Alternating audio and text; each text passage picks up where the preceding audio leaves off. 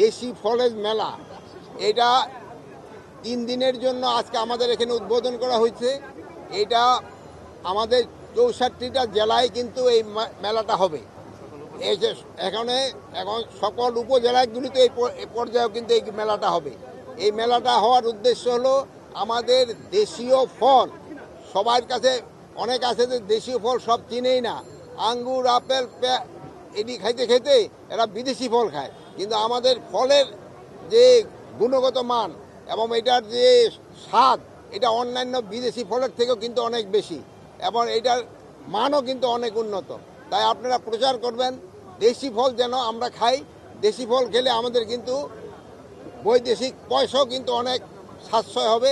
আরেকটা প্লাস, আপনারা শুনে আনন্দিত হবেন যে আমরা কিন্তু বিদেশে প্রচুর পরিমাণ আম, কাঁঠাল এগুলি কিন্তু পাঠাচ্ছি, পেয়ারা এইবার চায়না কিন্তু নতুনভাবে আমাদের আম পাঠানো শুরু হয়েছে এবং এটা যেন বাড়ে, তবে কৃষকরা অনেক উপকৃত হবে।